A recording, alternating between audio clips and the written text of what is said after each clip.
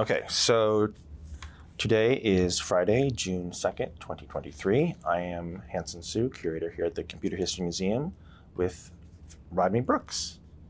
So to begin with, we'll start with where and when were you born? I was born in Adelaide, South Australia in December 1954. Mm-hmm. And you grew up in Australia? I grew up in Australia until I was 22 and a half years old, and then I came to Palo Alto to Stanford University. Oh, wow. What were your parents' background? My mother was a hairdresser until she got married and then no more working. And my father was a telephone technician on relay telephones. And then later he worked as a technician on some rocket engines for a European launcher that was launching it from Australia. Oh, okay. Interesting. Do you have any siblings? I had 3 siblings, one older brother, younger brother, and sister. Yeah. What were your interests, hobbies, or favorite subjects as a child? Oh, I was, from a very early age, arithmetic was fascinating to me, and then mathematics. And, about age 8, I was trying to build computers. There were none, so I had to build them. And I had a couple of How and Why Wonder books, American books, one on computers and giant brains, and another on electricity. So the electricity taught me how to build circuits, and then putting them together to try and make computers. And so these kits, or no, you built there were no them kits back then. Okay. This was just whatever I could get my hands on, and I'd refashion, whether it was switches from old manual switchboards in offices, or whether it was relays that I made myself by winding coils, light bulbs from flashlights, batteries, those sorts of things. So you're just sort of self-taught, or just, reading books that you could get? What I could get my hands on to read, and the rest I had to invent. Yeah, so, wow. So, what years was this taking place? That was during the early 60s. So yeah. by 1967, I think I built a machine that could play tic-tac-toe and not be beaten. So I was just having fun. Wow. I had a lab, which was the old tin shed in the garden. I spent hours down there trying to build stuff. Yeah. What sorts of books did you read, or media did you consume? I read science fiction and anything I could find that talked about computers. And there wasn't much in Adelaide at that time. So whatever I could find, I would read. I went to the State Library, I remember finding a book on cybernetics, which was a bit beyond me, but I read it and studied Norbert Wiener's book? Or? No, this was a Czech book from Czechoslovakia. Oh. Yeah. So from behind the Iron Curtain. So yes. Soviet-style cybernetics. Yeah. Wow. Yeah. Interesting. And what sorts of movies did you watch? Well, we didn't go to movies very often. I must say, the greatest impact on me was 2001: A Space Odyssey, when that came out. I was a mid-teenager by then, and I just loved 2001. I loved the computer. It was a murdering psychopath, but apart from that small problem, the idea of artificial intelligence, which I was sort of aware of AI by then, and seeing it put into this movie and this vision of the future of this intelligent computer was just fantastic. Uh-huh. Who were your mentors or favorite teachers or heroes growing up? Yeah, I had 2 math teachers in high school who took a special interest in me and tried to cultivate me and help me get more materials that they could get their hands on that I couldn't, and they were very, very helpful. Tom Baroxy and John Gaffney. Uh-huh.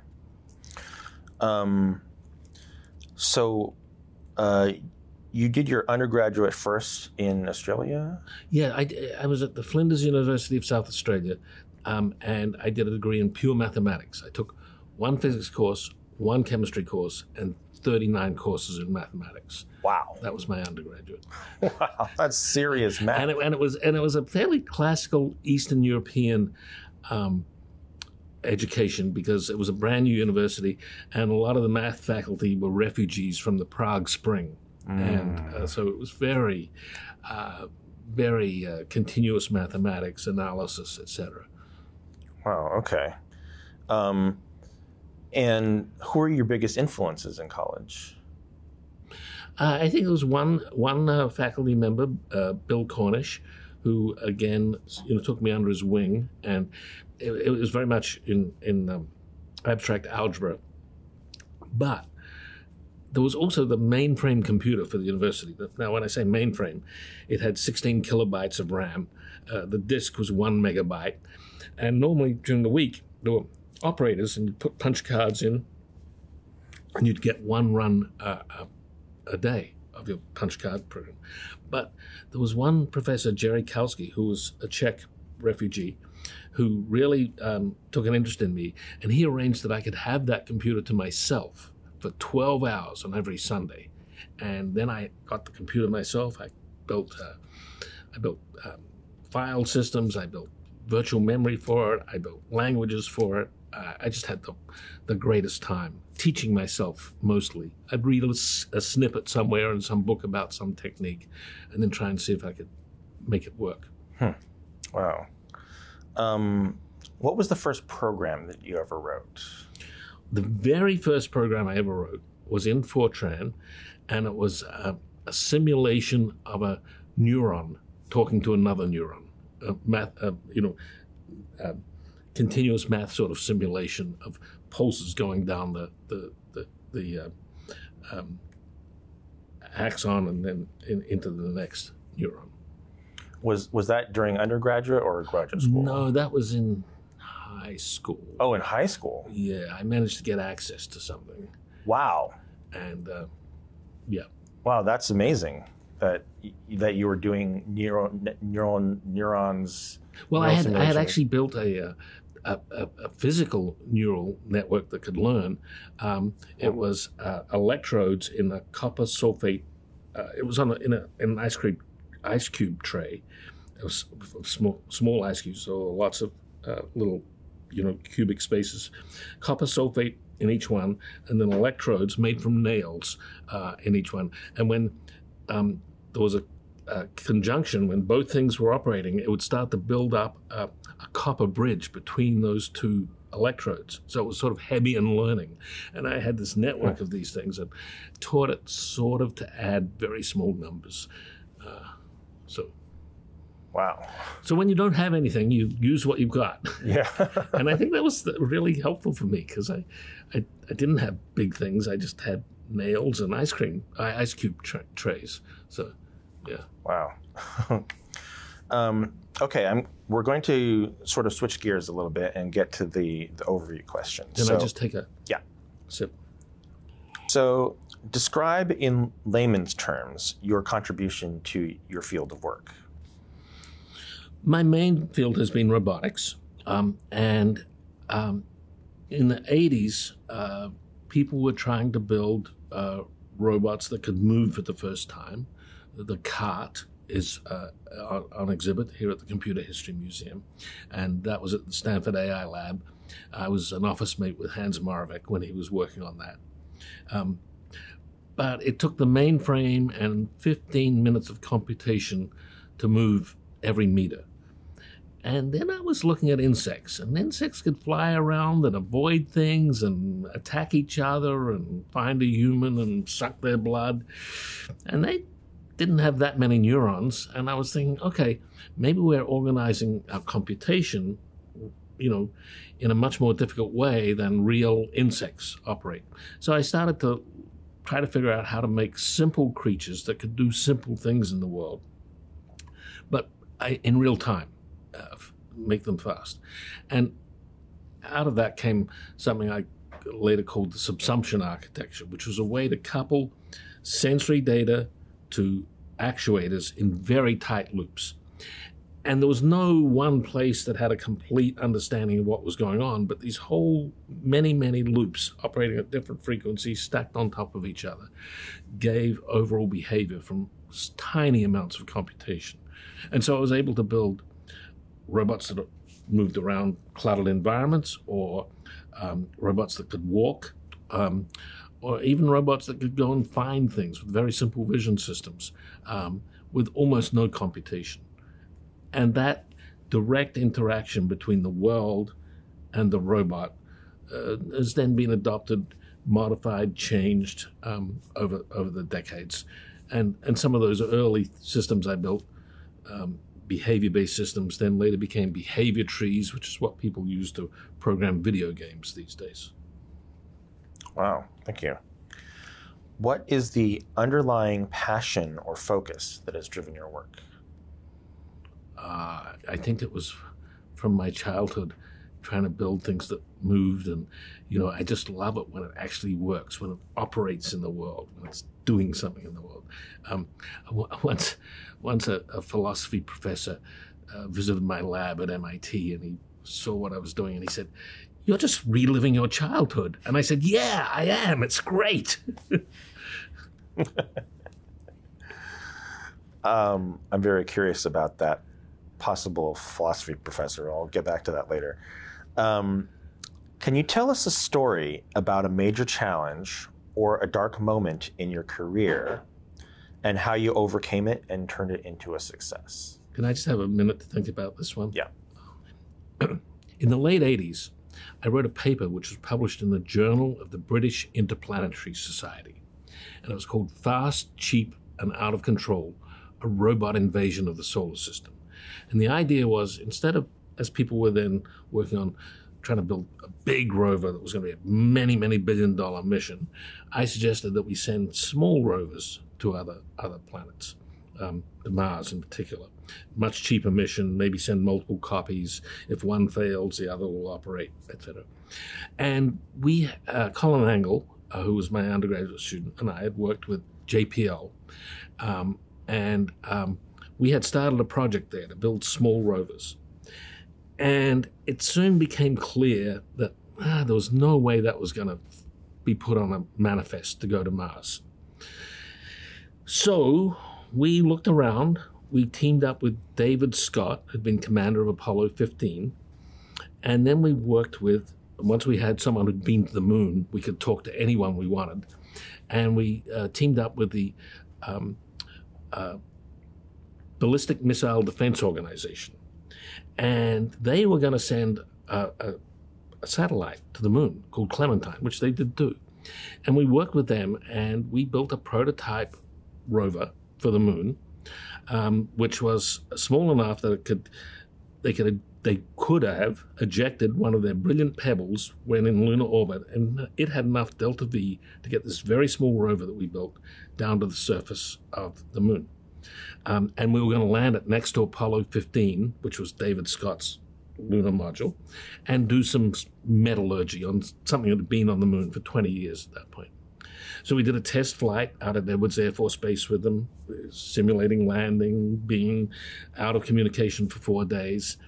And then NASA was very upset with this. You can't be, that's our job. And out of that, the little project we'd started at JPL and wasn't going to go anywhere got added to the 1996 launch, which landed on July 4th, 1997. And that was Sojourner, the rover that the first rover on the surface of Mars, which was from a project we'd started a few years before. So we started it, realized it wasn't going to work, tried another one, and that influenced NASA to actually put it on in the launch and get rovers to Mars. That was pretty good. So I guess the part that was the challenge in overcoming was the part that for a while it looked like we could not possibly rely on NASA to have a launch. So we had to go look for other launch partners. And we talked to lots of companies that were going to build launches. We talked to some other nations that had launches.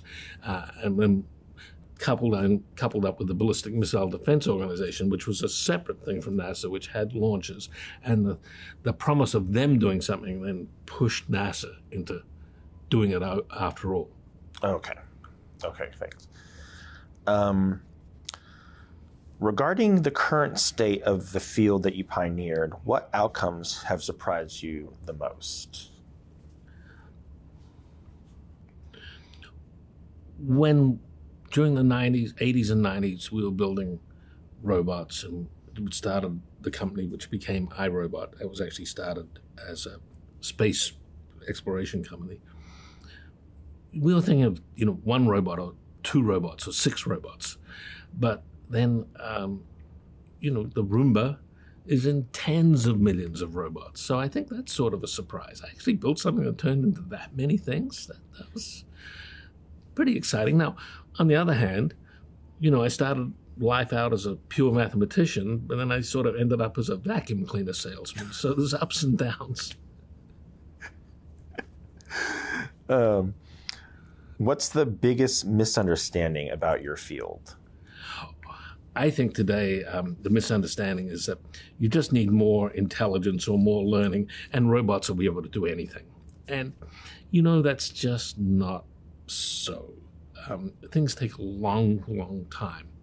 The hands we have on our robots today are not very different from the ones on the robots at the Stanford Artificial Intelligence Lab when I got there in 1977. There's lots of simulations of complex hands learning to do things, but in practical terms, we don't have complex robot hands. And we're not going to have robots, humanoid robots, that can walk around and do everything that people can do. And I think that, it's part of the hype cycle of, well, that's what's going to happen next. We're going to have humanoid robots doing all factory work or all warehouse work. And it is so much harder than people believe. Mm-hmm. Thank you. So we're going to go back to the main part of the interview now. So what led you from Australia to come to Stanford for graduate school? I was really interested in artificial intelligence, and I was in the mathematics department, but there wasn't really anyone who knew much about artificial intelligence. And I was trying to do a Ph.D. with an advisor who was being very helpful, but it wasn't really his field. And I realized after a while that I needed to go somewhere where there were people working in artificial intelligence to learn from them. So at the time, what I knew about was the three major places in the United States where artificial intelligence work was done was MIT, Carnegie Mellon, and Stanford. So I applied to all three places. I did not get into MIT. I got into Carnegie Mellon and Stanford. So I went to the library and got an atlas and looked up where they were. I had no idea. And Stanford was closer to Australia, so I thought maybe that's the one to go to. And I must say, if I had applied 2 years later, I don't think I would have gotten into Stanford. I was just so lucky. I was at a point where computer science and artificial intelligence was not important yet, so there wasn't a lot of people applying. And I had a good background in mathematics. I'm assuming that was what got me in, but I didn't know anything about computer science particularly or artificial intelligence. And I think that would have been much harder just 2 to 4 years later. Oh, wow. So you entered Stanford at what year? I entered Stanford in 1977. I was 22 and a half years old. Oh, okay. And your advisor was? My advisor at Stanford was Tom Binford, who was a vision researcher, a research scientist. And he led the hand-eye group at the Artificial Intelligence Lab. John McCarthy, who was the founder of artificial intelligence, was the head of the lab. And there were a few different groups, and Tom Binford led the vision and robotics group. Right. And you mentioned earlier that Hans Moravec was another student in the lab. When I got to the Stanford AI lab, Hans Moravec was already a student there. He'd already been there for a while, and he had the Cart, which was a mobile robot, and he was trying to operate it with computer vision. And he actually lived in the ceiling. That's where he slept. And so I rode my bicycle up to the lab every day and rode home late at night. But we had so many great late night conversations about all sorts of things. It was tremendous. And your thesis was a machine learning thesis? Or? Back in Australia. Oh, that was in Australia. Back in Australia, when I terminated my PhD program, I wrote up the results I had as a master's thesis, and it was a really bad thesis on machine learning. But that's what I knew about. When I got to Stanford, I started working on computer vision. My PhD thesis was in computer vision. Oh, okay. At this time, were you working sort of with like the blocks world type of paradigm in AI? When I got to Stanford, I worked on a DARPA-funded program. The DARPA had at that point a big program in many universities called the DARPA Image Understanding Program. And that was really about how we could interpret satellite images or high altitude images for all sorts of purposes. And my thesis, it's the data that we had were pictures of airplanes at San Francisco Airport and trying to, which were unclassified, and trying to pull out what is an airplane, which is not an airplane, and what sort of airplane is that. So it was extracting a geometric model enough to match to a pre-input model of the length and ratios of everything in different airplanes and determine what sort of airplane was being seen in the image. I was able to process 3 images for my PhD thesis. Each one took a couple of weeks on the mainframe to run. And then Moore's Law took care of that over the next 10 years, and things were completely different. Yeah. What mainframe was that? That was the computer we used was a PDP-10, DEC 10, but it was a hacked version at the Stanford AI lab with all sorts of extra peripherals and all sorts of stuff that regular commercial digital equipment corporation computers did not have. Mm-hmm. So then after you finished your PhD, you went on to CMU? After my PhD, I went to CMU to work with Guy Steele. I had been working with him in the summers at Stanford. We had been working with Lawrence Livermore National Lab, building a LISP system for the S1 Mark IIA supercomputer, because that was intended ultimately to run artificial intelligence algorithms, and LISP was what was used in those days. And so I spent a summer at CMU working on that LISP system, getting it closer to reality. And then after that, I went to MIT for 2 years as a postdoc in robotics. Mm-hmm. And then after your postdoc, you came back to Stanford? Yes. Yes. In 1983, I came back to Stanford and joined the faculty, just 2 years after I'd left. Right. And that was a pretty interesting time. I had been using LISP machines at MIT, which were special purpose machines built just to run LISP.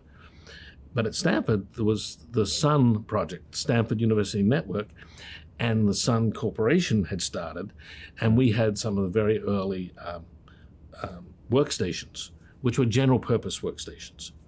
And so I immediately built a LISP system for the Sun machine, because I was building planners and reasoners for at that point for robotics, and I needed some way to program that. I had a great year at Stanford, but there was a big push into robotics at MIT, and I didn't want to miss out on that. So I moved back. I was fortunate enough to get a faculty offer at MIT in '84, and I moved back to MIT then, and that's where I spent the rest of my academic career. Mm-hmm. And I want to jump back to, you mentioned earlier being influenced by HAL from 2001. It's not uncommon, I find, that like AI scientists taking inspiration from HAL, despite the fact that it's a murderous device. So what is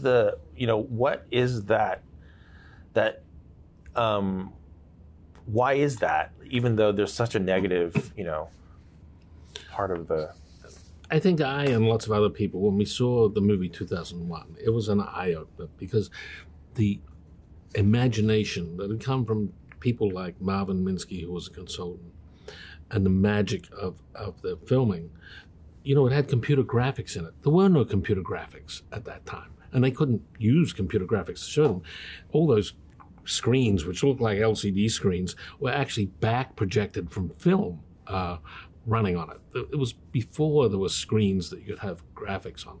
But those graphics, there was language, there was computer vision, there was all these things coming together. And people had talked about little pieces of that. But here was a vision of how it might all come together and what the world might look like in the future in terms of devices and interaction. And it was pretty prescient, I think, and it inspired a lot of people. I was not, at that point, trying to build super intelligent robots. I was trying to build robots which were, sort of at insect level intelligence. But still, it was inspiring to me to see how the pieces might come together. And by that time, we were sort of aware of the impact of Moore's law. It wasn't as formal as it got in the 90s and in the 2000s, where everyone talked about Moore's law. But we knew computers were getting bigger and faster very quickly. We didn't realize what a factor of a million or billion would actually mean. But and so that sort of fit what 2001 was showing us. Mm-hmm. And it seemed like a serious movie. It wasn't, it wasn't cowboys dressed up in spacesuits. It was something deeper to think about. Mm-hmm. Yeah. So, in 1984, what was the state of the field of AI and robotics? When you joined MIT. When I joined MIT the second time in 1984, I decided to shift to mobile robots. Mm-hmm. At that point, Moravec's Cart, Hilaire in Toulouse, France, was sort of where things were, the state of the art. They were very slow, and this was when I was really thinking about insect-level intelligence and trying to put that into mobile robots. So I started working on robots which moved at speeds which you could see them moving, you could walk around them, you could interact with them, and they had to be aware of their surroundings enough, at least not to hit things and maybe to interact with it. Mm-hmm. So we touched on earlier the origins of the behavioral based robots. What maybe. What was really the issue with the symbolic approach that really led to you, basically taking a whole completely new approach?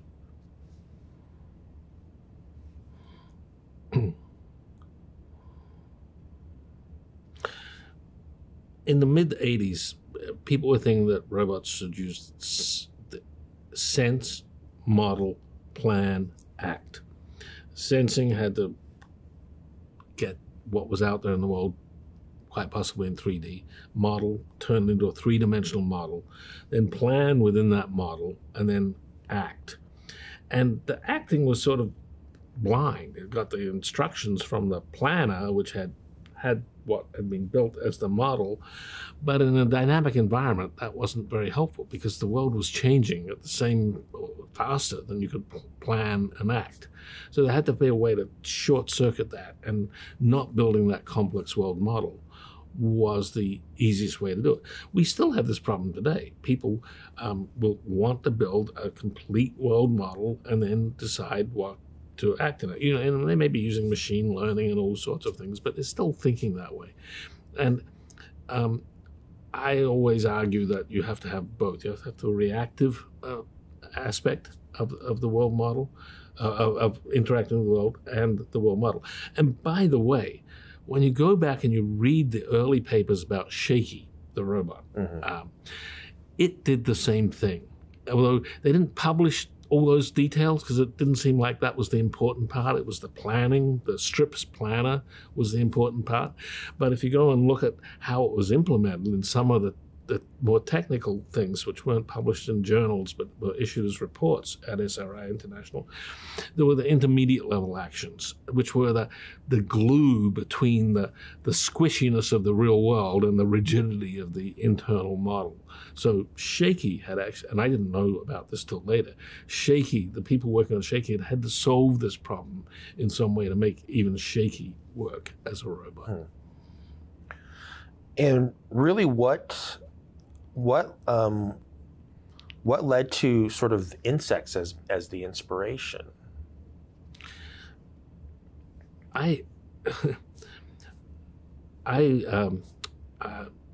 My kids are half Thai, and their mother is Thai, and we would go and spend time in very rural Thailand with her family, and no one else spoke English, and everyone was busy speaking Thai, so I would just sit there and contemplate the world, and I started watching a lot of insects, and that got me thinking, well, what are those insects doing? How are they doing that? And so it was really, in a house on stilts in a river that I came up with this approach with my notebook. How could it be? How could the stuff inside the insects be organized to produce these fantastic behaviors with not many neurons, so likely not much computation? What were the reactions of people like Minsky, Alan Newell, Herb Simon, McCarthy at this approach? I got a lot of pushback from just about everyone. I remember I was at a conference in 1985 just outside of Paris, where I first talked about this work. And two senior people were in the back of the audience, one saying to the other, "What is this young man doing, throwing away his career?" Of course, that was just red meat to me. Okay, game on. let's see how far I can push this. So that really got me excited. I just started building more and more robots, showing them doing more and more things that other approaches couldn't do. It doesn't mean everyone was convinced. A lot of people to this day say, well, that's not how robots ought to work. But I sort of plead victory by the number of robots based on these ideas that are out in the world. Why was it so important for the robots to be embodied and situated in the environment? Within my group, we sort of had this slogan within the group. Simulations are doomed to succeed, because if you're building the simulation and you're building the intelligence, you want to make something that you can publish. So you get the simulation and the intelligence to interact in some way which shows some interesting result. When you're using the real world, you don't get to change how physics works or anything like that. You can't simplify it. You got to deal with the real stuff. And so that always, I thought, led to a more honest, to use a word, system, because there was no place to hide the fake stuff. It had to work with the real world. And also the importance of building from the bottom up. I really had this thing of building from the bottom up because I was actually influenced by Hans Moravec's argument about how animals can do all sorts of things without being able to do really smart things. And it turned into, in my case, it turned into a paper titled "Elephants Can't Play Chess," where elephants can do a lot of stuff, but they can't play chess. They can't reason in that way. And simpler animals, less of that reasoning. So I was also, in a way, trying to see how could this have come about evolutionarily? How can you start with simple stuff and eventually get complex behavior? How is it built piece after piece after piece? So that was an auxiliary question that was in my mind, which meant that in my group we always started out with nothing and built on top of nothing to build up, because it was, how does this relate to evolution? Right. And that affects the way, so subsumption architecture, in the way you've described it, is based on that evolutionary sort of metaphor. The subsumption architecture was based on a cartoon version of evolution. Mm-hmm. Not a real version, but a cartoon version of how over time you'd have a creature with some nervous system, and then you add more stuff to that nervous system and it can do more stuff. It is a cartoon. It's not the whole thing by any means, but it was an organizing principle for us. Right. Was there any influence on this approach from cybernetics? When I was a kid in Australia, I had read Gray Walter's book. It was about electrophysiology, but he had a chapter about his robots he called tortoises. And there were also, and I didn't see these till later, there were also a couple of articles he'd written for Scientific American, which were much more succinct. And these tortoises were very simple systems. They had two vacuum tubes. It's like two transistors, but got an amazing number of behaviors by using the nonlinearities in the vacuum tubes and coupling them together. So I had seen that when I was younger. I had tried to build a transistor version of it. Transistors didn't have as many nonlinearities as vacuum tubes, so it was harder. But I had a little robot that I had built as a teenager that could go around the house, bump into things, avoid them, follow a light. It tended to get stuck under four-legged chairs. It would get in and then could never get out. So I had that background, which was non-computational in the way it was thought about. So that was an aspect that influenced me in the subsumption-based artificial insects. Was Lucy Suchman's book, Plans and Situated Actions, something that was influential? We were very well aware of Lucy Suchman's work and other people, a whole bunch of people who were coming at it from not building robots, but studying humans or human psychology or human behavior, also a whole range of things. And there were a couple of intellectual groupings during the 90s. There was the simulation of adaptive behavior groups, mostly based in Europe, and then the artificial life groups, mostly based in Santa Fe in the US. Both of them had strong participation from Japanese researchers, and there these ideas were all circling around each other. And it was a very rich time, and it was very distinct from mainstream AI at the time. The mainstream AI people did not go to those conferences in general. Right. Okay. I also want to, bring back the. So you mentioned a philosopher earlier. So I don't. Unfortunately, he was Japanese. I don't remember who he was. So I have a different philosopher in mind. Okay. So you probably. So I know Hubert Dreyfus was a big critic of traditional symbolic AI. And you've written that your approach is not German philosophy, you're not doing phenomenology, but you had a few students who were engaged with that work. Yeah. That actually goes all the way back to when I was a student at Stanford. I could start there. Oh, yeah.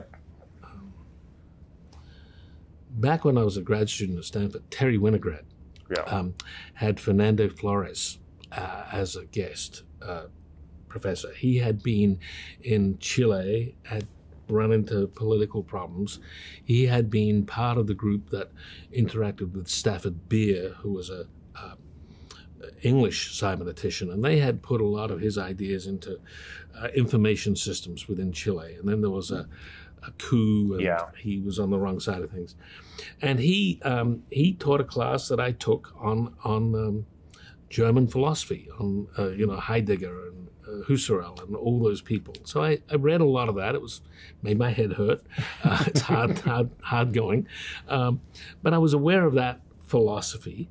So with Flores, I read a lot of this philosophy, and there were many ideas that I liked. The ready at hand idea, which was very similar to the affordances idea of J.J. Gibson, a psychologist at Cornell, where we build things that tell a person how to interact with them. And that is a grabbable object, that is a closable door, etc. And that seemed to me to fit in with my approach of a very direct coupling between perception and action, telling you what to do. Meanwhile, Searle at Berkeley, I thought was arguing almost, although he referred to the German philosophers, he was a philosopher himself, I felt that he was arguing an in-principle idea that a machine could never do anything, could not be as rich as a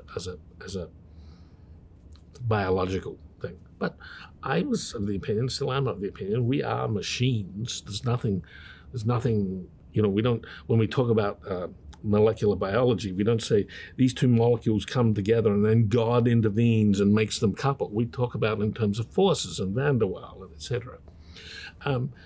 So I thought he was going too far. I thought his argument was weak because it was, unless it's a real being, it can never have real understanding. But to me, that was missing, I thought, or relying on something higher order that is, in my view, not there and is not viewed as being there by modern science. Some of his criticisms of the techniques not being able to get there might be reasonable, but he was in principle against the idea you can have true intelligence in a non-biological entity. I don't think that's the case. Whether we humans are smart enough to make such non-biological entities that are intelligent is a different question. But in principle, I don't think there's any argument that it shouldn't be possible. Right. So,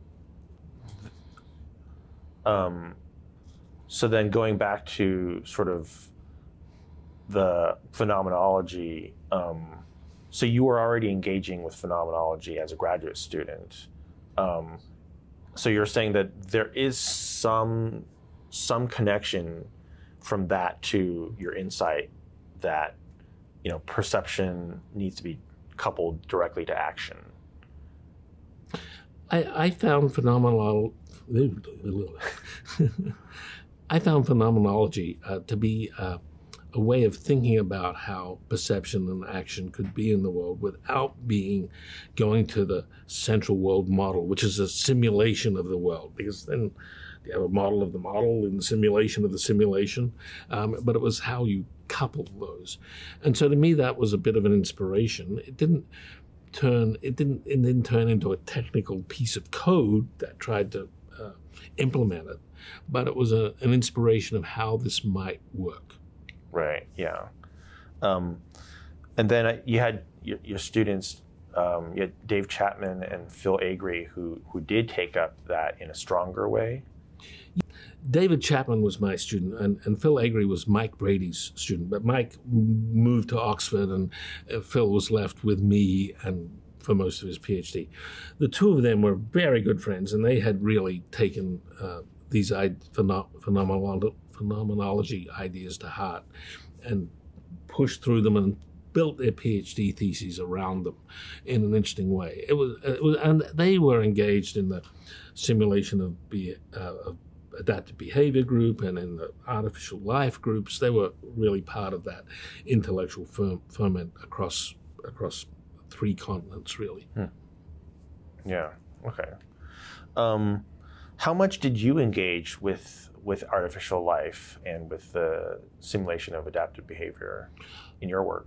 I wrote many papers for both simulation of adaptive behavior and artificial life. I wasn't the very first artificial life conference that was held at the Santa Fe Institute, but I was there for the others.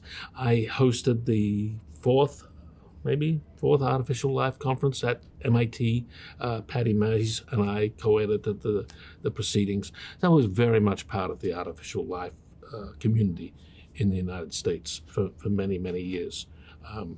And then I would go to every simulation of adaptive behavior meeting in Europe. Mm-hmm. Yeah, so very engaged. How do you define intelligence?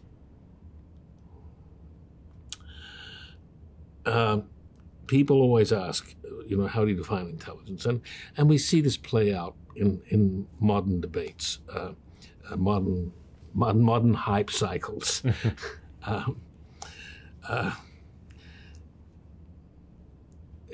Patrick Winston, who was former director of the Artificial Intelligence Lab at MIT, would say intelligence is something that if you see a person do it and call it intelligence, that if you had seen a person do what the machine did and called it intelligent behavior from the human, that would be intelligent behavior from the machine, which actually was not too far off Turing's approach to it with the imitation game, which then became weirdly the Turing test, which was not the point of Turing's argument at all.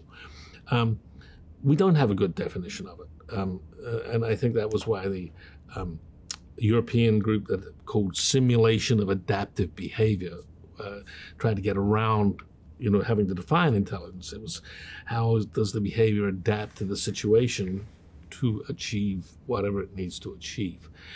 And we still don't have a good description of intelligence. I think if you go back to 1956 with the founders of artificial intelligence and the Dartmouth workshop, and even in the proposal from 1955, they were all trying to figure out how to make an intelligence system which was human-level equivalent. A few years ago, some group of researchers decided, okay, we'll call artificial general intelligence, and that's we're going after the real thing. But everyone else was already going after the real thing. That's what they were trying to do. And so that was a marketing exercise. And now we have AI, and we have AGI for artificial general intelligence, and we have ASI for artificial superintelligence. It's all research groups marketing themselves. It's all about how do we do this stuff that people do. So how did you come up with the names of a lot of the robots that you and your students worked on? Genghis and Attila, but also named after famous AI people. And my early robots were sort of, to the other artificial intelligence workers, naming my robots after famous AI researchers. And then we built this six-legged robot which clambered over everything. And one of my students, who hadn't worked on it, saw it and said, wow, that's like Genghis Khan, the way it can just walk over everything. So we called it Genghis. And then we started naming our robots after marauding conquerors, because these robots would go anywhere. And then when we started building our humanoid robot, it was sort of meant to be able to do cognition. And Cynthia Brazil came up with the name Cog, and which was great. It's a mechanical thing, cog, gear, and cognition, and so that was a great name for it. Mm-hmm. We had fun naming our robots. Yeah. Earlier, you mentioned the article that you wrote, Elephants Don't Play Chess. Talk about the impact that article made.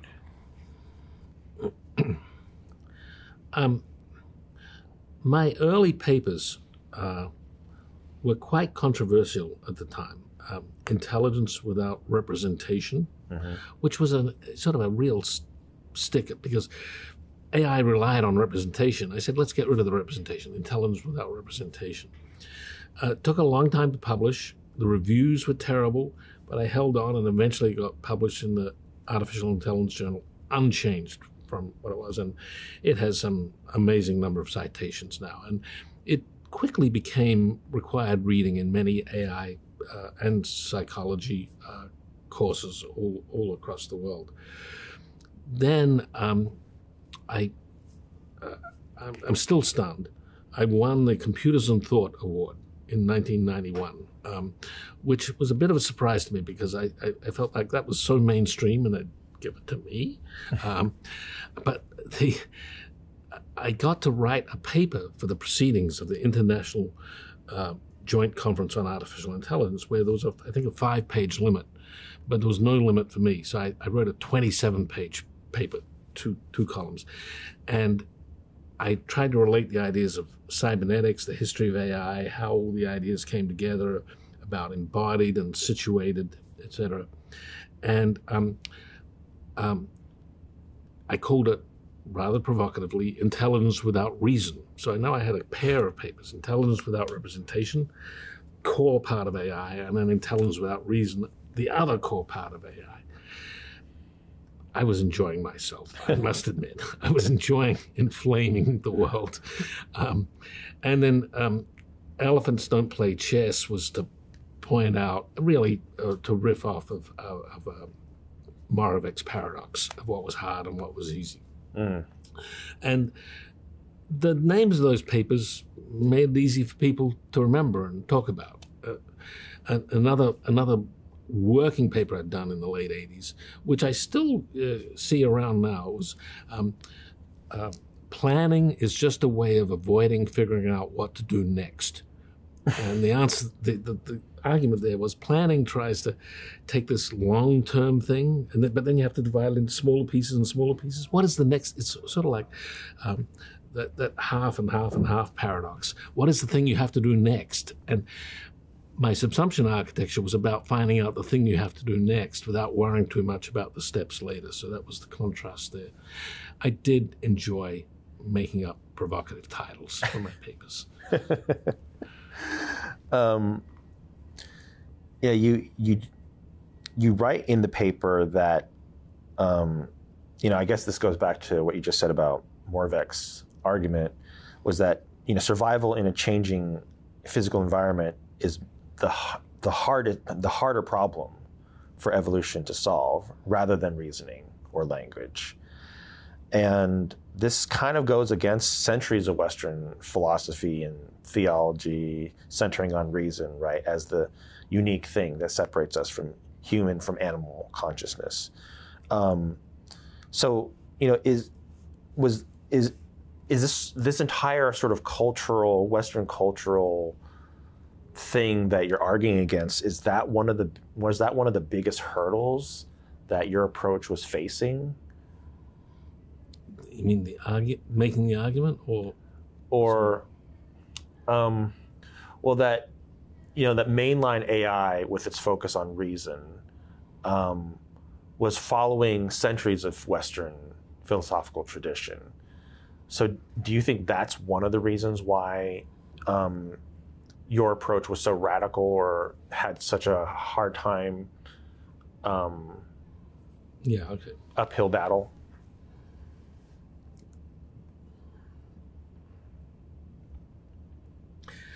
I think the approach that I took was counterintuitive to a lot of people, so that made it hard to accept. It also, I think, in a deeper way, got at people's view of themselves and self-worth. I've said that the early work in artificial intelligence, and if you go back and you look at the Ph.D. theses at the AI lab at MIT and at Stanford in the 60s, what were they about? They were about the things that smart students, mostly white males, found difficult or competitive, like playing chess, geometric reasoning, all sorts of things like that ordinary people don't even think about most of the time. But that to them was the essence of intelligence. But to me, the essence of intelligence was how we are in the world, how a dog is in the world, how an ant is in the world. That is how evolution evolved in some sense. So I think I was poking away at the things that was at people's self-worth of them as super intelligent. I got my PhD at MIT type thing, and that was hard for people. Say, no, it's the stuff that any 2-year-old can do is the hard stuff, which was Moravec's paradox. So I think that was part of what made it difficult. I'm still of the opinion that we got it completely wrong, and I need to spend more time on my book about what that is. I mean, it does seem to, given that behavior-based AI is kind of all about not having the need for a central brain, the implications for intelligence is rather unsettling.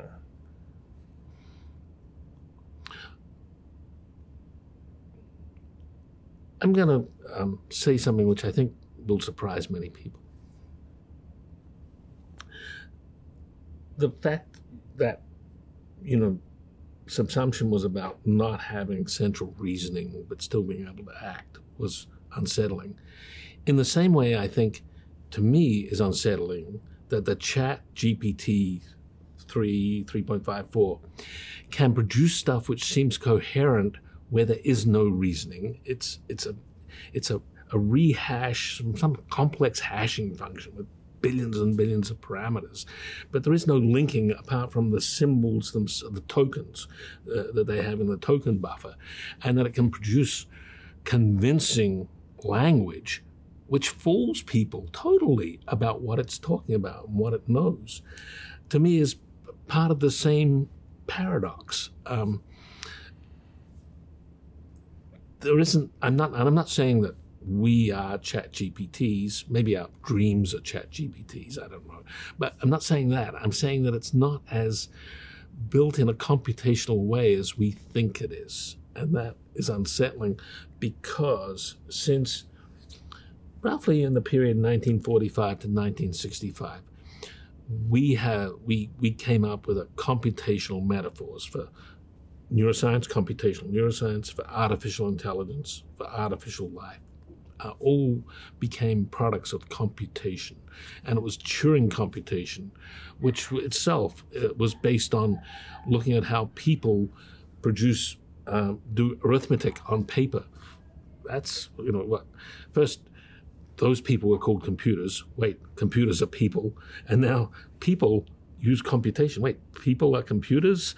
It's a circular argument that we, in our modern mid-20th century, have gotten into, and I think will not stand the test of time. And when I say the test of time, I'm not talking 10 years, I'm talking 300 years. Yeah. Not a good thing to say at the Computer History Museum. But yes. We're trying for that 300, 500-year lifespan. Discuss the importance of emergence as a theme in AI.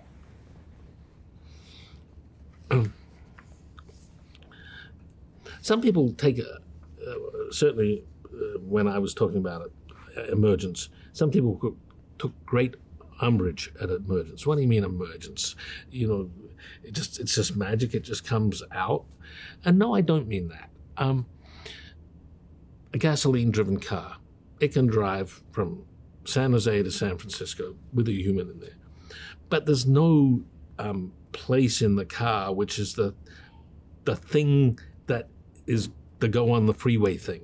It goes on the freeway, but it's a combination of the wheels turning, the suspension system, the motor pushing the wheels around, the steering mechanism being turned in the right direction to stay on the freeway. A car driving on the freeway, the fact that it drives on the freeway is an emergent property of a lot of other little coupled systems working together. There is no thing, this is the drive on the freeway box. It comes out of other stuff. And that's one of the things I was trying to push, that's how all systems work. They emerge out of interactions of subsystems, which are not directly generating the thing. The thing gets generated out of a totality and a whole. And engineering by reductionist methods has to encode that somehow in that tree reduction that's done, but it is an encoding that's being done to get the emergence out and to do the analysis. And when you see a natural system, you may decompose it into parts based on maybe how the neurons stain with a particular chemical. Oh, this is that subsystem. That's that subsystem. No, that's where that chemical migrated through to stain that part of the system. It doesn't show you everything, in the way that neuroscience for a long time completely forgot about the cells that are holding the brain together, and it turns out they have a big role besides the neurons. It was all about neurons, but there's other stuff there because it was a different structure, and it was thought of as structural rather than part of the process. So the fact that things are emergent, I think, and they all are emergent, but you have to understand that how you do the decomposition in your understanding is biasing how you think that these things can emerge. Wow. Fascinating. Yeah, almost gobbledygook. But I truly believe it. Yeah. So, in your view, how did the field of AI research change between 1990 and 2010, before the rise of deep learning? So, which approaches were dominant and which fell by the wayside? What was getting funding and what wasn't? And how was your particular behavioral approach faring in this landscape? There's always been a lot of churn in ideas for intelligence or perception. So ideas come and go. The most famous, of course, is neural networks, which came and went 3 or 4 times, depending on how you count. But during the 90s and into the 2000s, there were lots of new learning mechanisms which were not neural based. Support vector machines, others of that nature. Some very mathematical, some based on Bayes' rule. So lots of new learning techniques, which eventually sort of got swamped by deep learning, surprising most people. If you look back at history, every idea gets swamped by something else eventually, so I expect other things to come along. I think the most recent surprise, of course, is the generative AI and the large language models being so successful. That was a surprise to many people, including me. I don't think just because it's the latest that it's either the greatest or the ultimate answer, and only time will tell. So there was more emphasis on another sort of learning, of course, reinforcement learning, which became quite popular in the 90s and into the 2000s, has been very successfully applied by DeepMind. But reinforcement learning, the first papers was back in 1960 about reinforcement learning. It's been around for a long time. And the basic idea, the computation idea, and then Christopher Watkins' Q-learning approach in the 80s, which was critical to DeepMind's success for all the alpha programs. So these ideas are around for a long time, and they ebb and flow on what's the most important one. There's always been a bias towards the newest idea. Oh, this is the big idea. And now we're in this echo chamber of where it's taken over the whole technical press and the whole of science almost. To me, it's just another cycle, except it just got louder this time because more voices are jumping in looking for something. We'll see. Let's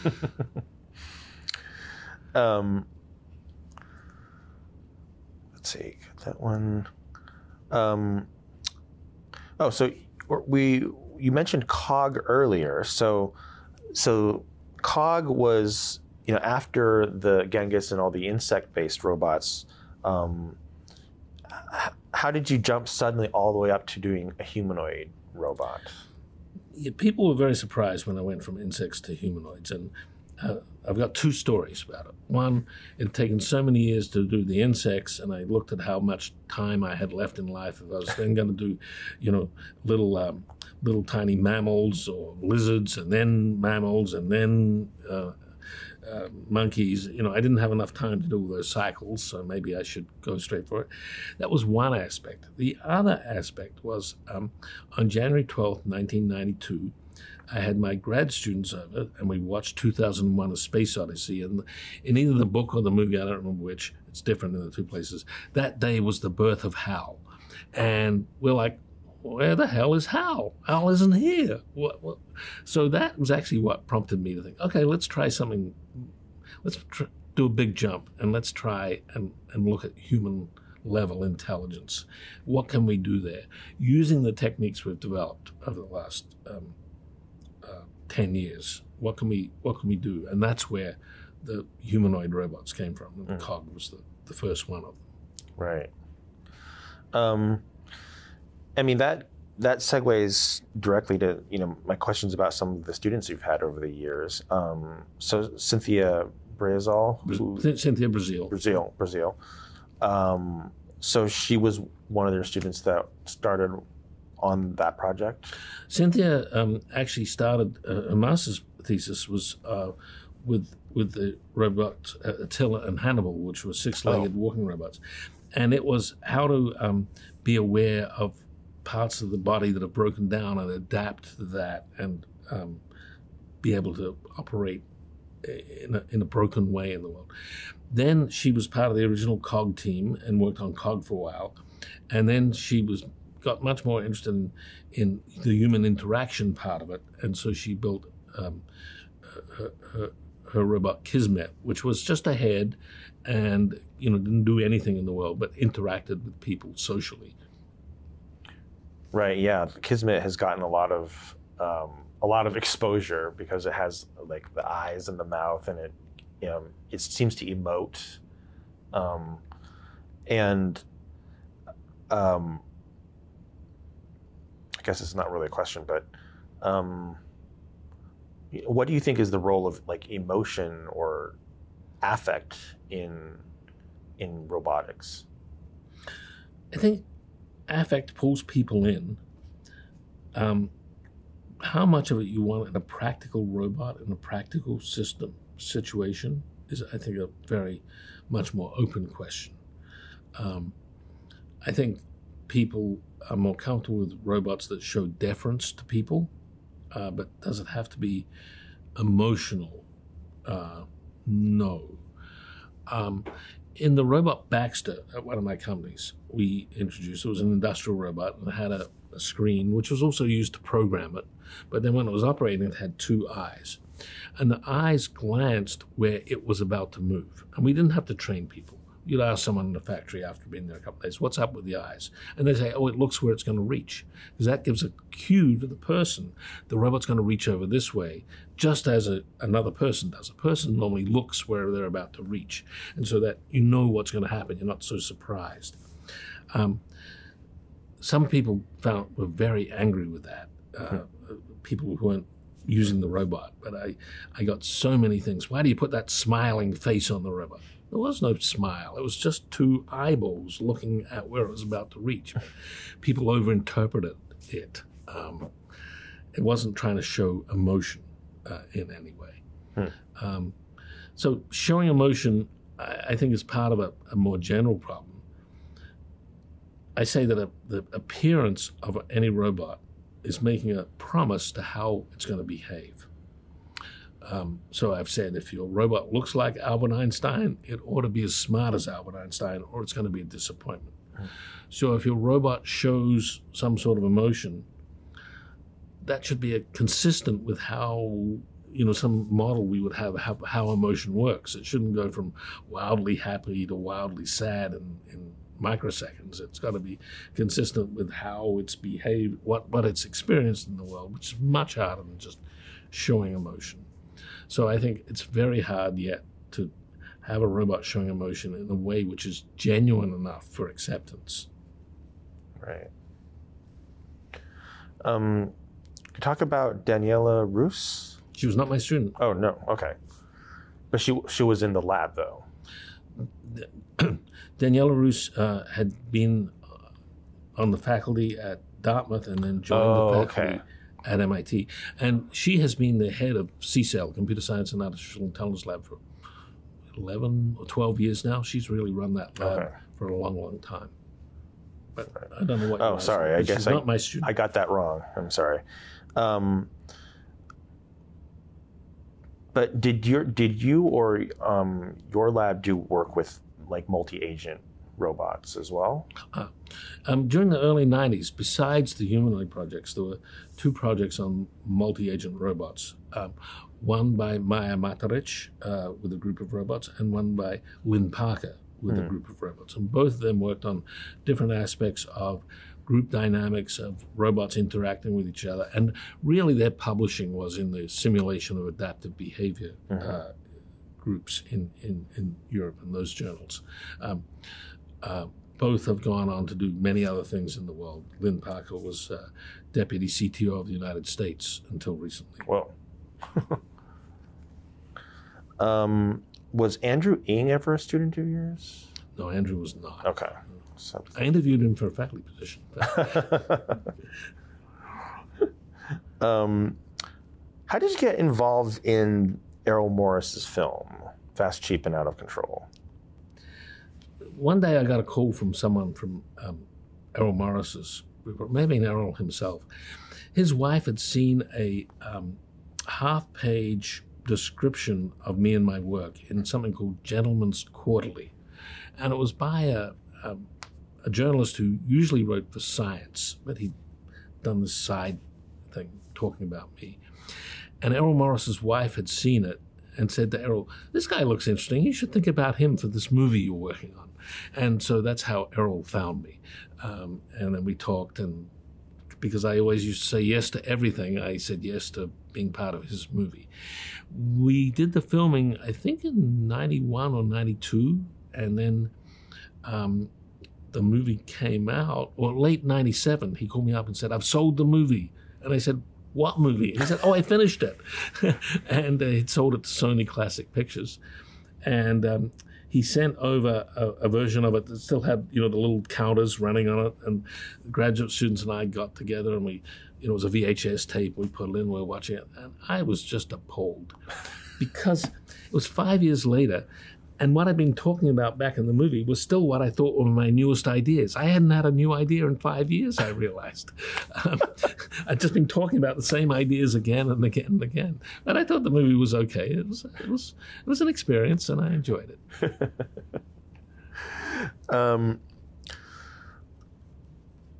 So let's move to talking about your leadership of the department at MIT. So you're responsible for merging computer science and artificial intelligence into what is now CSAIL. How did that come about? What was the driving need for that, and what have been the consequences of that? Back on July 1st, 1963, Project Mac had begun. Project Mac was computer science and artificial intelligence, everyone working together. And it was a new research lab for people to work together. But there was a falling out within a small number of years where the AI lab, artificial intelligence lab, separated from the lab for computer science. They were in the same building. There was always turf wars. I joined the AI lab first in 1981, which was less than 20 years later. By the late 90s, we were going to have a building on campus. We'd never been on campus before.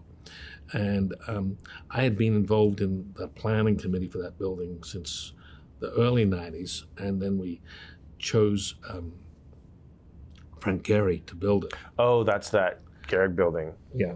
And we were going to move lab for computer science and the AI lab into it, and it was built in 2 towers, so we'd each have our own tower. So it was sort of elbowing people at the same time. And then there were a couple of changes. Patrick Winston stepped down from running the AI lab, and I took it over in 1997.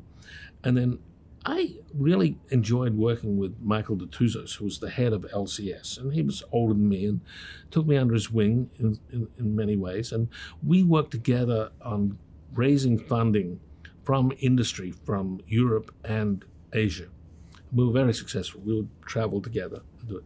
And then he passed away in 2001 unexpectedly. So as we're moving into this building, then it became, well, maybe we should, change from being competitors or different to being jointly together. And we sort of decided that as a group, but then who was going to lead it and what was it going to be called? I was fortunate to be chosen to lead it. And then we had to name it something, and a lot of people just wanted to call the whole thing Lab for Computer Science and not separate out AI as part of it. I really thought the name AI was important for my smaller group. It was about half the size of the Lab for Computer Science.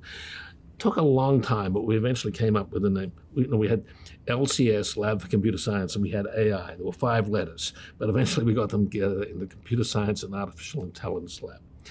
And at the time, many people were unhappy about that. But I talked to some recently who are really against having AI in the name. Now they say, oh, we're so lucky to have AI in the name because of what's happened since.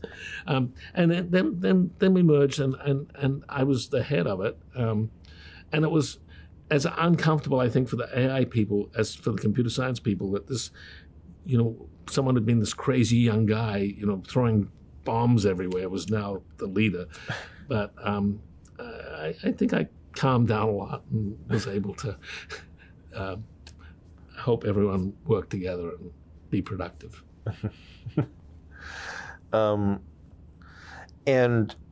even while you were there, you helped foster a lot of industry collaborations. Yeah, we there was a time when there was a pullback. I would say in the early 2000s, there was a new president, and some of his advisors were very skeptical about academia. And they sort of pulled back military funding, which had been very important to both Lab for Computer Science and the AI lab at MIT. And we had to find new methods of funding. And so we went out and talked to industry all over the world. And the irony is that we more internationalized research rather than the U.S. owning the research in some ways because of skepticism about academia. If they hadn't had that skepticism, it would have been more U.S.-centric, but it became more international. And, we see the ups and downs, the political spectrum and the popular spectrum of who should people in the U.S. work with or not. It continues to happen to this day, and it will continue forever. In the internationalization of science and engineering is scary for many people. Mm. Right, especially because now we're in this perceived AI Cold War with China. So I'm not going to talk about it. Okay. I think I got the message across with those words. Yes. So talk about your first startup, Lucid. I was on the faculty at Stanford, and I had built a LISP system for the Sun workstations. And as I was leaving, we decided to do a startup in 1984 here in Silicon Valley. We called the company Lucid. It was decided that we would use my compiler for the first 6 weeks and then would be replaced by another compiler. It was still there 8 years later. As always, these things never happen. And so we got venture funding. I was moving to MIT.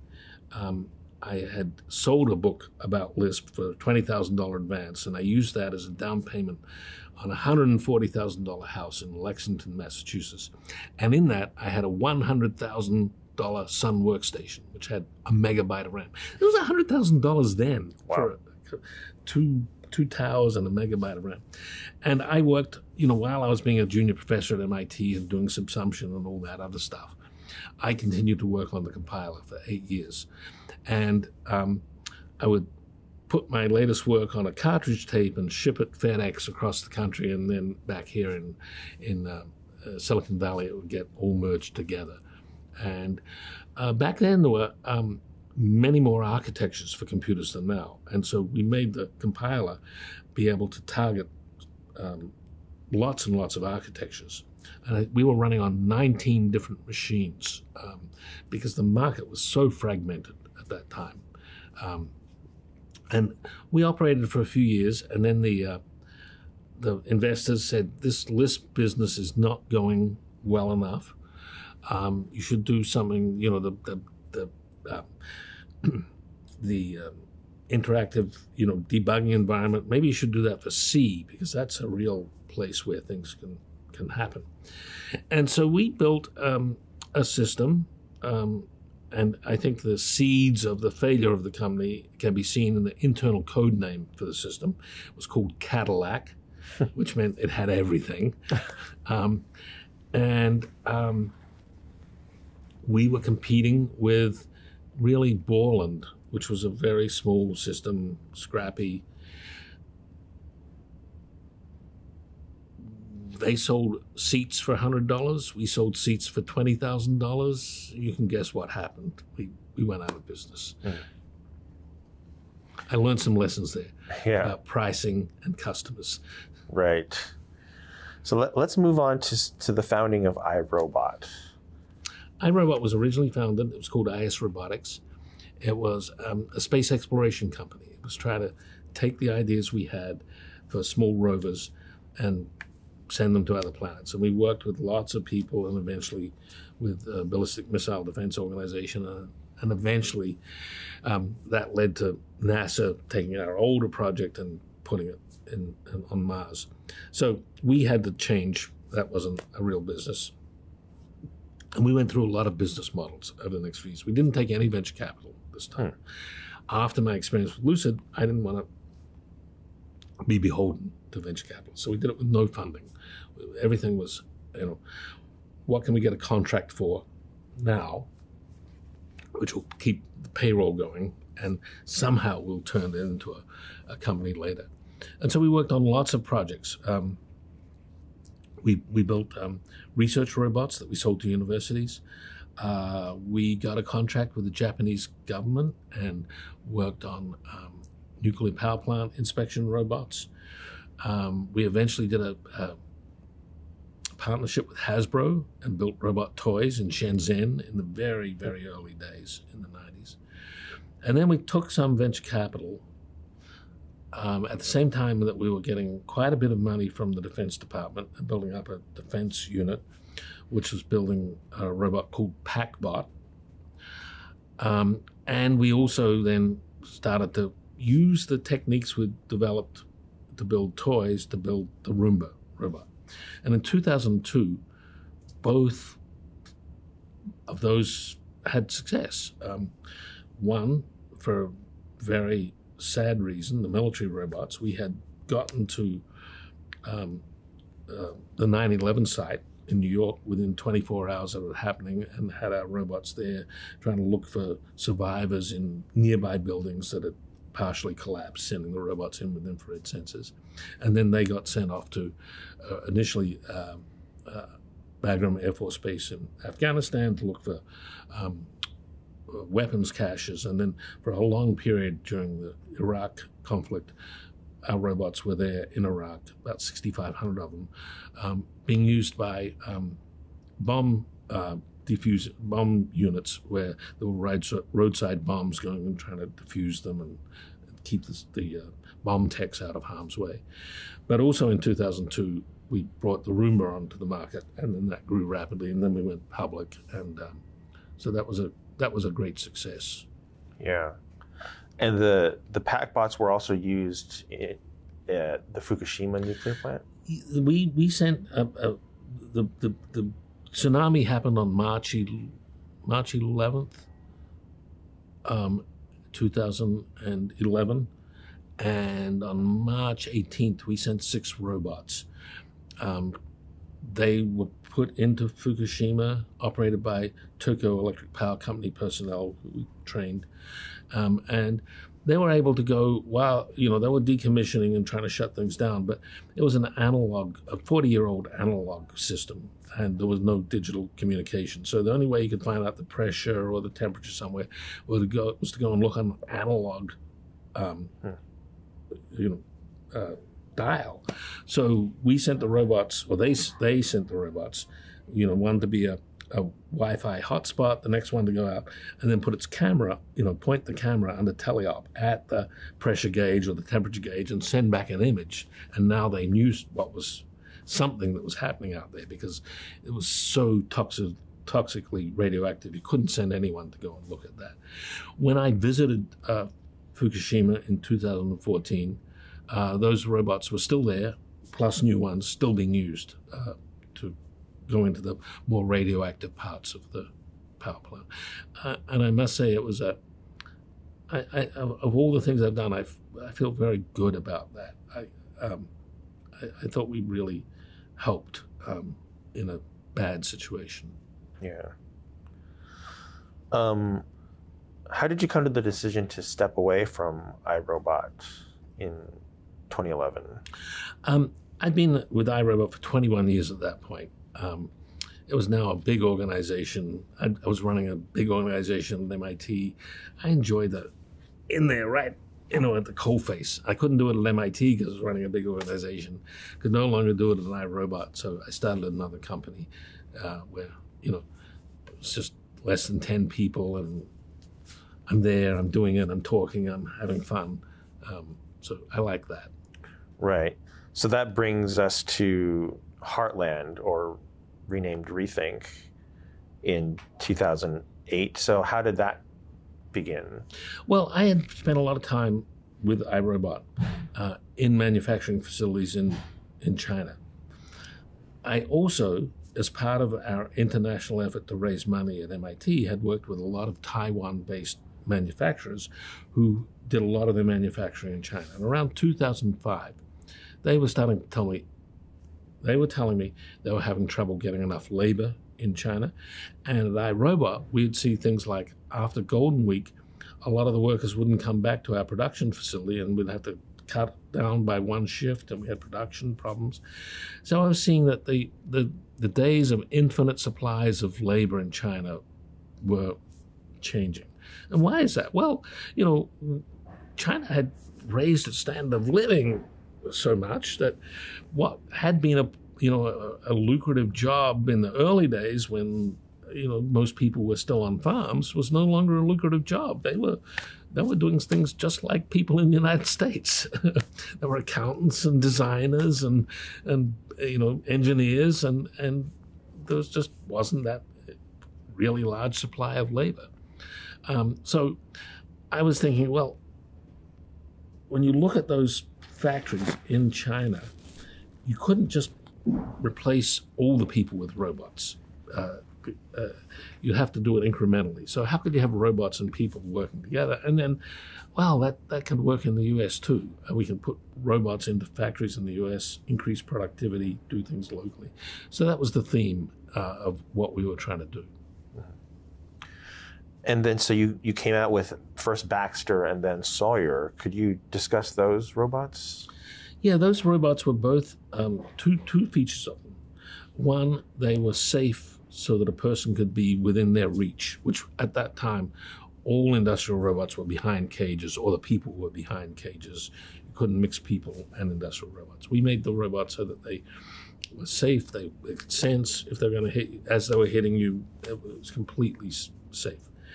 So that was a change we made to how robots were thought of in factories. And that was really, I was thinking about those Chinese factories where there are lots of people side by side. You're going to replace some of those people with robots. You're not going to be able to have a big open space around them. They have to be in close. The other thing was that the way we programmed them was teach by demonstration. Then and still today, a lot of robot programming for industrial robots is based on Pascal and languages from the 80s. It's a really archaic system. And we started to, show the robot what to do, and then on the screen, which also had the eyes on it later in operation, tweak things, make things work, and so that someone didn't have to be a programmer to get them to do stuff. They could show them what was needed to be done, and then have the robot do it. We failed. I think we were a complete artistic success.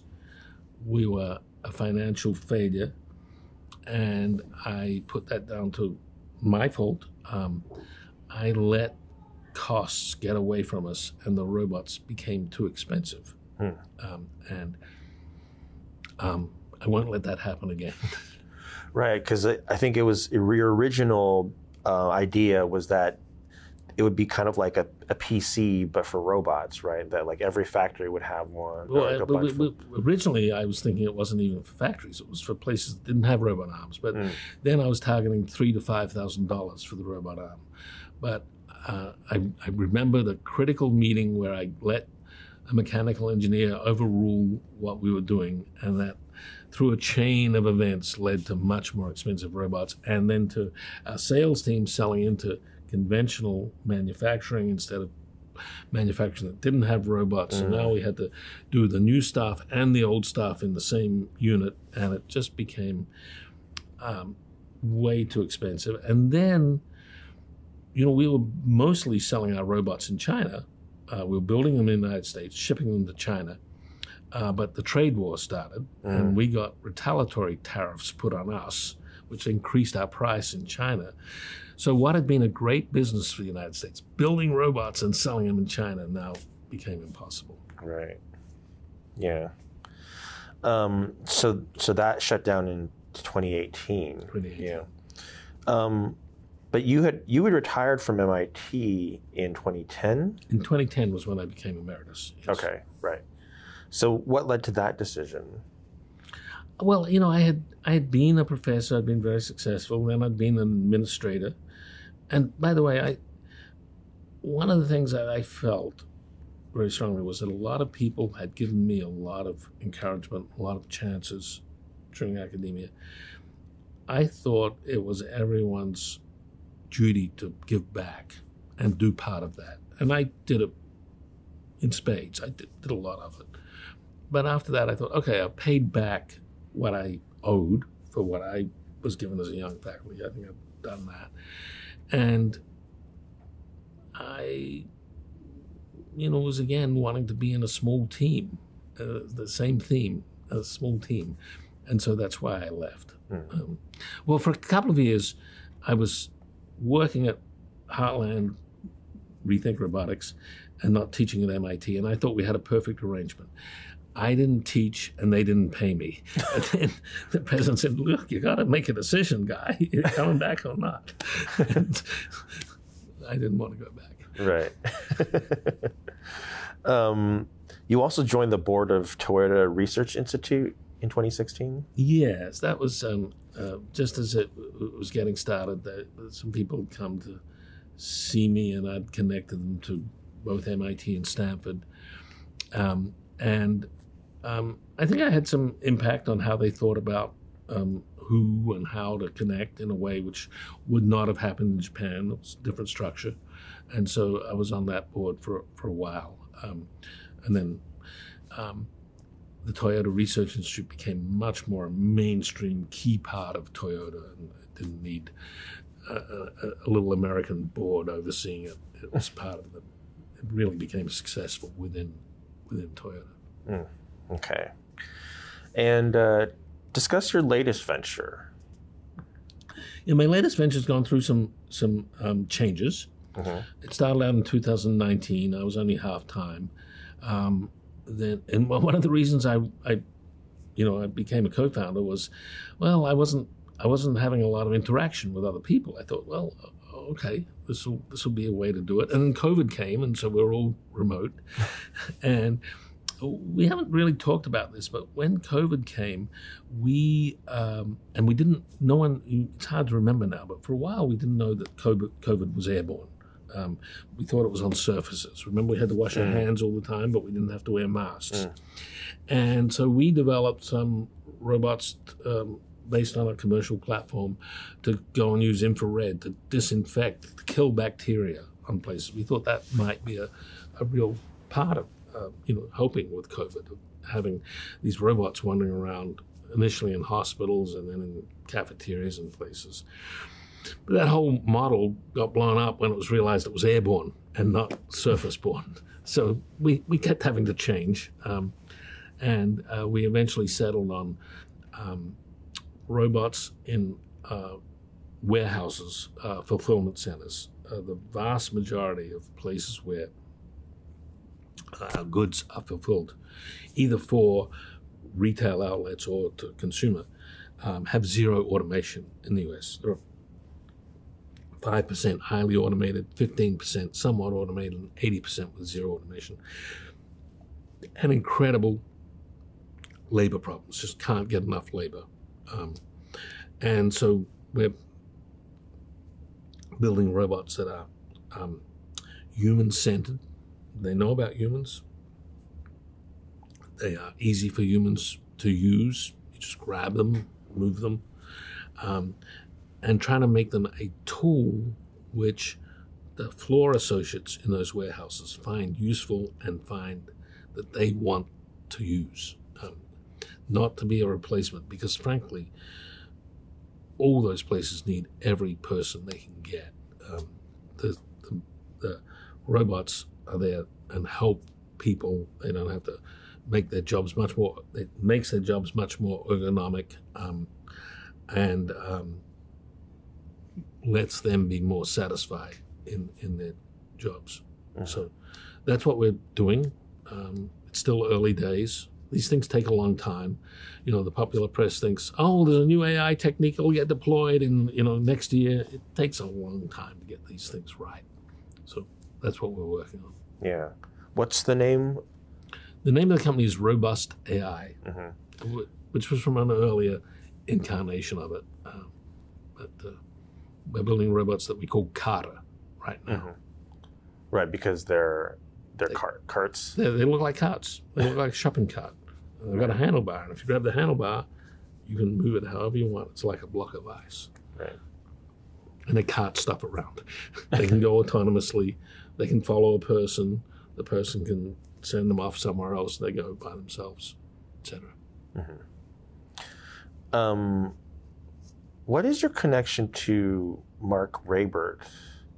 Mark Raybert has been a friend of mine for a long time. Before he came to MIT, I knew him. We would go to robotics conferences together. Then he came to MIT. He was in the AI lab. He had a sub-lab called the Leg Lab, which was down in the basement of the building. And he was building hopping robots. And then around 1992, he started Boston Dynamics. And originally it wasn't building robots. It was using his control methods to solve problems for other companies. But he couldn't stop himself. He had to get back to his legged robots. By the way, when he left, Gil Pratt took over that Leg Lab. And he then went on to become, he's chief scientist at Toyota now, as part of Toyota Research Institute. So, and I've known Mark the whole time. So good. We've been friends for a long, long time. Yeah. Is something like subsumption architecture being used in any self-driving car projects today? I think there's things related to it, but there's a big planning layer on top. But, the glue, some aspects of it. Anywhere where behavior trees are used, it's related. They're used in lots of robotics projects now, besides games. Right. It's related, but times change. Right. Yeah. But I guess they combine all sorts of different methods. They still use like the search algorithm from Shaky and. Yeah, there's a long history of pieces. My company, we use behavior trees to do subsumption-like things. We also use simultaneous localization and mapping. We use classical planning at the high level. Mm-hmm. We use optimization techniques for where the robots need to be when. We use neural models on the cameras to know that's a ladder. You don't want to hit ladders. That's a pallet on the ground. That's a person. So we're using lots and lots of techniques. Right. Whatever makes sense, whatever's cost effective. Right.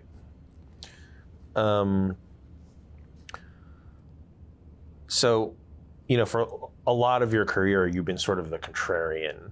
And you call yourself an AI realist. You've been trying to temper the hype around the current sort of AI fad. We've talked a little bit about the GPTs in large language models. What is your view of GPTs and deep learning more generally, and why they're not as maybe not a route to general intelligence? I think all of these things provide useful tools, but to think that today we've got the right thing is a bit arrogant, quite a bit arrogant, and we have such a hype cycle, and we've seen this with autonomous vehicles. Yeah. If you go back half a dozen years, all the major car companies were saying they were going to have autonomous vehicles on the road by 2020, 21, 22. None of that happened. And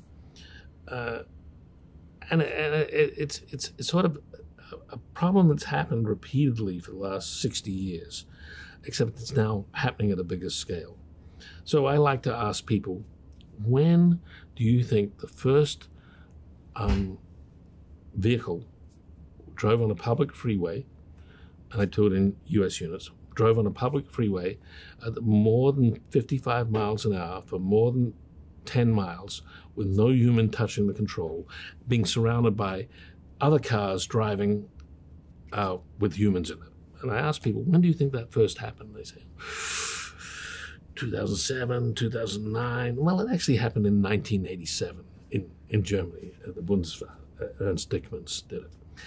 And people were excited at the time, but they didn't think it was going to, be generally on the roads in 5 years. They knew it would take a long time. But today people see a research result, it gets hyped up so much, they think, now it's going to be deployed instantly.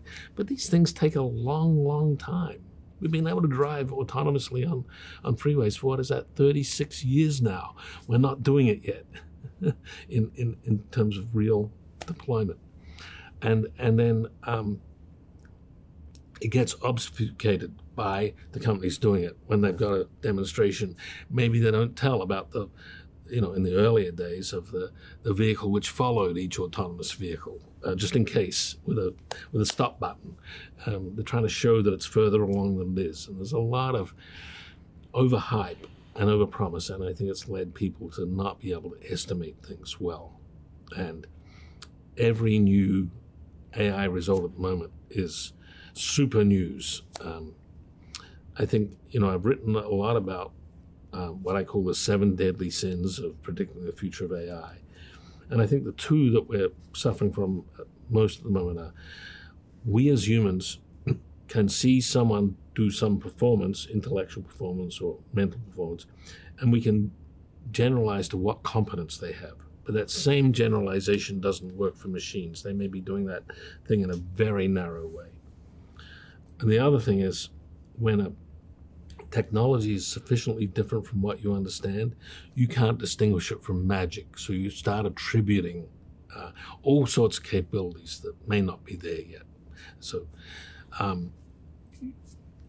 LLMs, ChatGPT, etc., have become magic. Oh, they're so powerful. They'll soon be able to do this. They'll be able to do that, without any connection to the underlying technology and what the real problems are going to be in doing that. And we're in that feeding frenzy phase right now of those models. Right. Yeah. I guess one of the things, though, is that ChatGPT is actually being deployed or is available for average people to use, which is at least allowing people to see the limitations of it. So some people see them as limitations, and some other people think, they'll get fixed soon, because the companies are spending enormous amounts of money with humans to fix problems. Just recently, I think in the last few days, as we're recording this, something came out about one of them being able to do mathematical reasoning. But it turns out they had to employed thousands of people annotating mathematical proofs in order to teach it that. So it's a good technique to take human annotations, but it's not because that thing is smart. It's because it's told this, and this, and then it's really able to do a remarkably good job at generating smooth English. So I have used ChatGPT for help with some of my personal programming problems, and I ask it questions, and it's better than a Google search because it has so many tokens in its search parameters, but it keeps tricking me. It comes back so definitively positive about what the answer is that that's what I have to do. And I go and work on it for a while, and then I realize it's not working. I say, that's not working. And then it tells me something else that's more relevant. So, I get fooled by it. Everyone's going to get fooled by it. We have to box around that language generation, language understanding capability to make it useful. And it will be useful. We're going to have better language interactions with machines as a result. But it's not general intelligence. Right. Do you think AGI is possible, and in what time frame? AGI, AI, all the same to me. I think certainly in principle it's possible to build machines that are as intelligent as humans. We don't know whether anything can be more intelligent. We don't have any data on that yet. In what time frame? I think, I'm pretty sure within 300 years we'll make some progress. So what's your opinion of the singularity? Oh, the singularity. I'm sorry. To me, the singularity is technologists being able to have eternal life without the inconvenience of believing in God.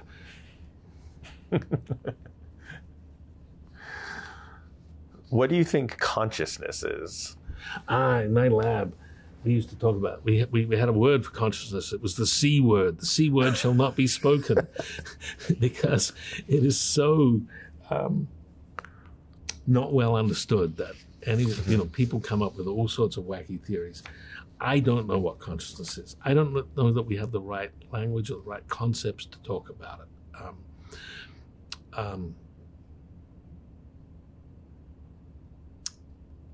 That's at least 280 years away. Okay. So what should we actually be concerned about with, current AI systems like ChatGPT?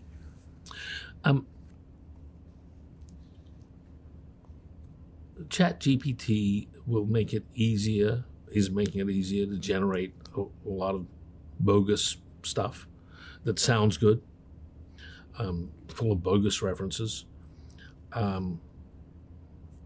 It will make it easier, as all technology gets used by bad players. It will provide new avenues of scamming people, as email, as text messages have provided new avenues. And often there's so much scamming going on that it overwhelms the usefulness of the channel. I don't answer my phone anymore unless I know who the person is calling me because of that. So it pollutes the atmosphere. So we will get more pollution from that, but there'll be plenty of other technologies causing more pollution. It will be used by bad actors. It will. It may produce so much stuff, data, words, that it sort of is an echo chamber that diminishes the good stuff because it all gets turned into a middle mush by these large language models. Are these disasters for humanity? They're not good, but all technologies come with bad parts. Are they malevolent? Not on the part of those systems. They're malevolent, they can be used by malevolent human actors. So I sort of say to everyone, on the hype side and on the doom side, just calm down. yes, be aware. Yes, we shouldn't. We should, as we do regulate many things, we shouldn't let hypesters, build some system with ChatGPT and say, this is your artificial doctor, pay the subscription, this doctor will look after you, when it has no actual knowledge or ability. It requires regulation, which we use in so many aspects of our life. And regulation makes the world work because there are, so many people out there willing to transgress in order to make some money. Should we ban research on it? Well, what would that look like? That to me makes no sense. But we certainly should subject the products of it to the same regulation that we already subject drug companies and other people in places that can cause harm to people. Right. What good do you think can come from ChatGPT and other generative AI?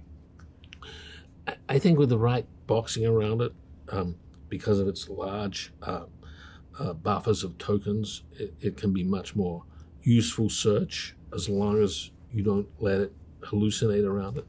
I think it will provide, just as over the last 10 years, we've gone from speech interfaces being really crummy to pretty good. I talk to my car, I talk to appliances at home, and they're okay. But for each one, I sort of know what language it can understand, and I know how to couch what I want to say. I think that's going to become much more general because of these language models. You've got to talk to all devices in a much more natural way over time.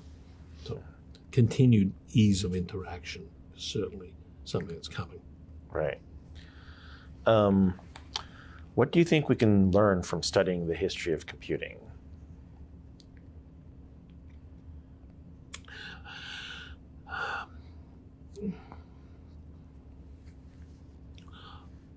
There's a view, I think, that computation is a thing which is,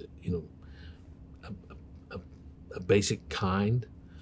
But I've spent a lot of time in the last few years reading old books, especially old prefaces. What we call computing is a social construct that we, as people, have decided, well, this looks right. I'm not sure about this. It's not a natural kind in the way that we have come to think of it. And I think going back and tracing where certain ideas come from tell us what assumptions were made back then and what may have been missed and what there's other opportunities around that we just don't have, because this was the way it unfolded. It didn't need to unfold this particular way. If 2 or 3 people had gone off and done a different thing here, we may have a very different unfolding of history. Now, computation is unique. Computers are unique because of Moore's law. There's never been an exponential that's lasted that long. We've had lots of exponentials, but they peter out after a smaller time. Computation didn't peter out because essentially you're asking, is something there or not? And it was a voltage or electrons. And if you halve the number of electrons or halve the voltage, is it there or not? You still get the same yes, no, and you can keep halving and halving and halving until you get down to just a few atoms, which is where we are now. So Moore's law had an incredible run in history, which I think probably overwhelmed any misgivings that we had about whether we were on the right technological path, because Moore's law would outrun any other sort of development, which is why I think today is sort of, as I see it, the golden age of computer architecture, because you can't just rely on old-fashioned Moore's law to get there anymore. You have to be smarter. You have to do different things. And the companies that are doing different things are producing different sorts of silicon in ways that we never would have thought of until recently. So as Moore's law peters out, or Moore's law has to get spread out in another way, you have to solve things in another way. It's not just the physics anymore. I think there's lots of opportunity, and by studying the history and really looking at how the ideas developed, we can find the adjacents which never got explored. And maybe some of them will be duds, but maybe there'll be some really interesting stuff there that turns into something great. So what does it mean to you to join other pioneers as a CHM fellow? I must say I was shocked when I was told that I was going to be a fellow of the Computer History Museum. You know, you look back at Grace Hopper as the first one. You know, I'm so honored. I think maybe you guys made a mistake, but I'll go with it. I'm very honored. I think looking at the names of the other people and the things they've done is just, you know, such an honor. You know, I've been a fanboy of computers since I could read. And that's been my whole life, understanding computers and what they can do. And to be part of this is really an honor. Thank you. What would you like your legacy to be?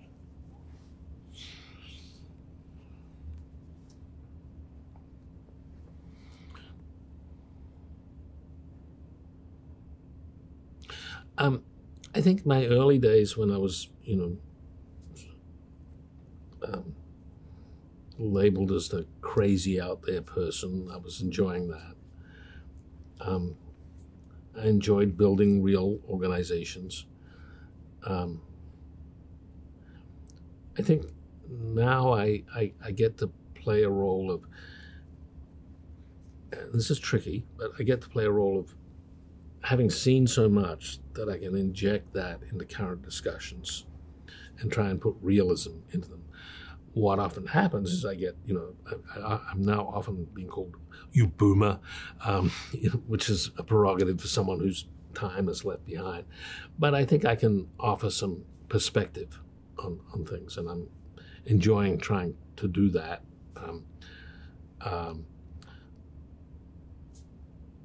I'd like to think I haven't yet done my best work, and so I'm really trying to understand how computation came together into AI, neuroscience, artificial life, etc., where those ideas came from, and where they may be wrong or not appropriate or missing something by looking back at the early work and seeing what people were trying to do, what was motivating them. Often someone's really trying to answer one question, they answer it, and someone else sees it and says, oh, that's this, but it wasn't this. And sometimes it gets transplanted in a way which is missing some of the context and perspective. So I really want to uncover that. But I better, because I'm not a singularity believer, I better work really fast. Right, you won't be living forever and ever. So this is a longer one. As you consider the challenges facing people and the planet, what new technology innovations are you most optimistic about making a positive difference, and why? That's part one. What are your hopes for the future of technology for the benefit of humanity? And what technologies are you excited about for the future? Okay, that's three. I got to keep three in my token buffer here.